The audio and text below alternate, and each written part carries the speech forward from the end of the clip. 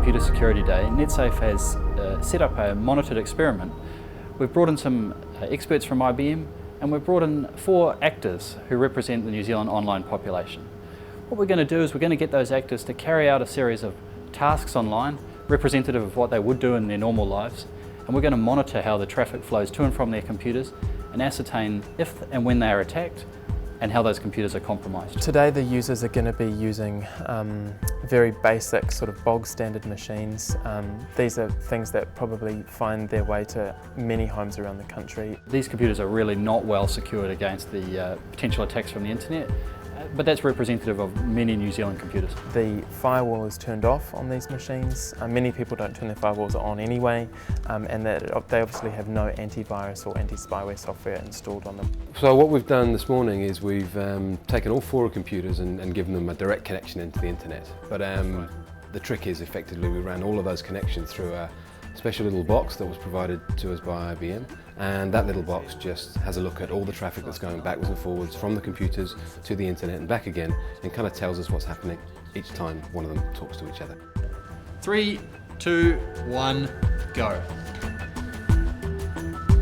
We do know there's lots of people out there trying to attack unsecured computers that are connected to the internet, so we think they're going to be sniffed out by kind of people on the internet trying to grab what they can from people's computers. They're going to find those computers pretty quickly, and they're going to have a little poke around to see what they can get off the computers that are running here. The first user is a teenage boy, and this sort of represents the fact that obviously there are a lot of teenagers that go online. We know that this is pretty much a normative thing for teenagers to do. The second user is someone we're calling a Trade Me Mum. So this is a user who works from home, maybe is caring for children or is doing a lot of stuff at home, and will primarily be doing a lot of retail online. We'll be looking at online trading. In 6 minutes, this worm's coming. What's the significance of this worm? What could it do to my computer if it's coming in? Well, the whole idea is to compromise the system and take control.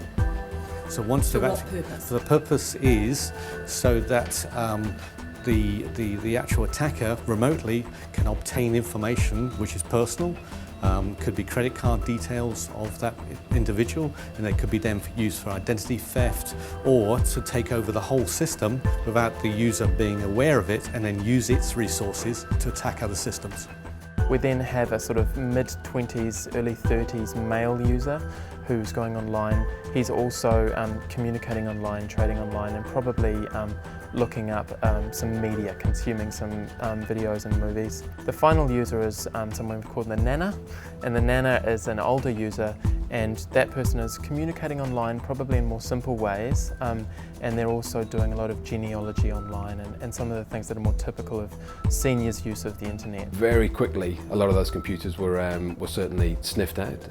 Most of them we saw some traffic within the first few seconds on a lot of them, so they were obviously telling the internet they were pretty unsecured, and there were other computers out there that said, right, unsecured computer, we wouldn't mind having a go and see what we can find. So a lot of them were struck fairly quickly, and some of the tasks that they carried out in the first part of the experiment actually led them to be not just a computer that's saying I'm here and I'm a little bit insecure, but probably opened a few holes and made them even more insecure than they were when they started. We wanted to use a broad range of people to basically see whether or not the same activities that a teenager does and a nana does online, even if they're very different, if they actually have a similar outcome in terms of a computer security issue.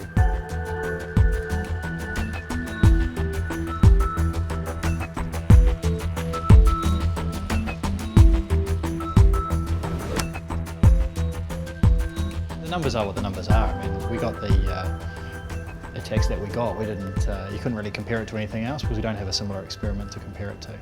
But, you divide that across 4 users, it's nearly 30 attacks each. Yes, nearly 30 attacks each, and in 2 hours, that's 1 every 4 minutes. With the Trade Me Mum, she went through her tasks really adequately. She also, in the process of doing what she did, became compromised. It was clear from the analysis that her machine was sending out viral messages. At home, normally I send zillions of messages to all my friends and look at this and check this out, and they'd be probably wanting to kill me right now. She was quite shocked, because this is a common thing that she'd do, she'd often use her computer to communicate with others, and the thought that she could have not only been unwantingly communicating with them, but the fact that she could have been putting their computers in danger was really quite upsetting for her. There were a lot of virus infections on the computers, so a piece of software would come from the internet, install itself on the computer and then copy itself lots and lots of times, and then sometimes either just sit on the computer and make it work harder than it should, but in the worst case of those viruses, maybe copy itself and then try and find a way to get back out of the computer and infect other computers as well. With our third demographic, this was the sort of male user in his late 20s, early 30s. His computer, by the end of it, was also compromised. It wasn't really a surprise. His reaction, he was pretty blasé, really. I mean, most of the stuff I was doing was pretty legit, really. I wasn't really surfing any sites that I didn't really know. Most of the sites I kind of knew about anyway, so yeah, it was all pretty good. The fact remains really that his machine was compromised and was actively seeking out other machines to compromise. Probably the most severe stuff that we saw was the attacks by what we call botnets. So a botnet is a collection of computers that kind of trawl around the internet doing nasty jobs that the owners of the computers don't know about. So effectively some of these computers were recruited as, I guess, like a slave almost, to do the bidding of somebody else on a remote computer that could be just about anywhere in the world. The teenage boy, he did a lot of stuff online. He was very much a power user in terms of what we asked him to do. He downloaded music, he signed up to various online services. He also searched online for some anti-spyware, anti-virus products. We'd set him that task. We saw very quickly with his machine that it started to get really heavily attacked, and he ended up downloading something that put a sort of a loop onto his system. Eventually the loop became terminal and it basically crashed his computer. Yeah, it kind of died. So were you surprised that it got that bad? Did you think you were doing anything that was really going to crash your computer? Nothing out of the average, and it just kind of deteriorated.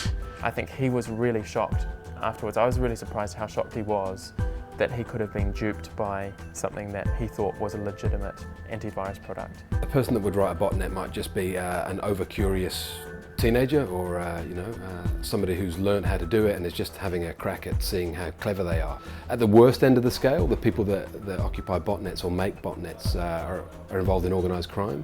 So what they can be doing is going through your computer, trying to collect personal details, things like bank account records, credit card details, PIN numbers, those kind of things, and then using that information to compile maybe a picture about you or get access to your financial records, and then use that information against other people. So it really is the scale from nothing to very, very, very serious.